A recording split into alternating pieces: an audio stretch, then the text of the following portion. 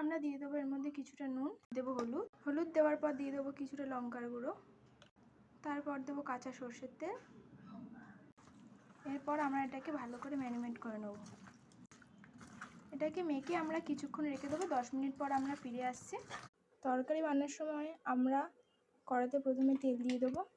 গরম হলে তেল গরম হওয়ার পর এরপর আমরা এর মধ্যে ছেড়ে দেবো আলু।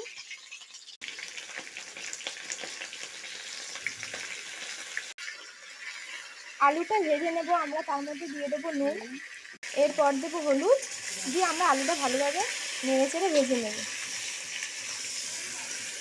ঢাকা দিয়ে দেবো কিছুক্ষণের জন্য। কিছুক্ষণ পর আমরা আবার ফিরে আসছি। এবার আমরা আলুটা ভাজা হয়েছে কি দেখে নেব। আলু আমাদের ভাজা হয়ে গেছে, এবার আমরা তুলে নেব সেটাকে। কড়াই আমরা আরেকটু তেল দিয়ে দেব। এর মধ্যে আমরা 3টে তেজপাতা দিয়ে কিছুটা নাড়িয়ে নেব কিছুক্ষণ। এর মধ্যে আমরা দিয়ে দেবো পেঁয়াজ কুচি, দিয়ে কিছুক্ষণ নাড়িয়ে নেব। পেঁয়াজটা লাল লাল করে যতক্ষণ না ভাজা হচ্ছে। এর মধ্যে আমরা দিয়ে দেবো লঙ্কা কুচি, দিয়ে আবারও ভালো করে আমরা এটাকে নাড়াচাড়া করে নেব। পেঁয়াজটা লাল লাল করে ভাজার পরে আমরা এর মধ্যে দিয়ে দেবো কিছুটা আদা বাটা, তারপর দেবো রসুন বাটা, দিয়ে আমরা এটাকে ভালোভাবে নাড়িয়ে নেব। মাখিয়ে রাখা মাংস আমরা এটাকে মশলার সঙ্গে ভালো মতো মাখিয়ে নেব। নাড়াচাড়া করার পর আমরা দিয়ে দেবো কিছুক্ষণের জন্য ঢাকা। আমরা ঢাকনাটা খোলার পর 10 মিনিট পর ফিরে আসলাম। দিয়ে দেবো আমরা এর মধ্যে টমেটো কুচি, তারপরে আমরা এটাকে নাড়িয়ে নেব।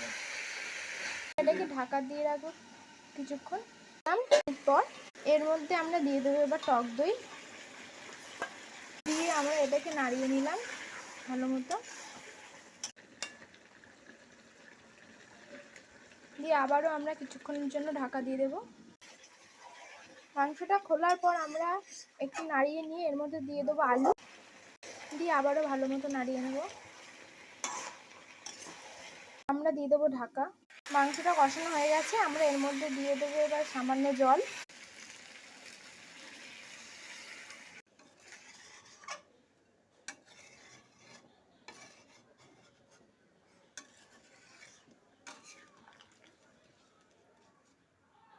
ফোটানোর জন্য আমরা দিয়ে দেবো কিছুক্ষণ ঢাকা। খুলে নেবো আমরা মাংসটাকে। এখন কিছুটা নাড়িয়ে এখন মাংসটা হয়ে গেছে, আমরা নামিয়ে নেবো এবার মাংসটাকে। আমরা গরম মশলা ছড়িয়ে দেবো গুঁড়ো। Chicken ready.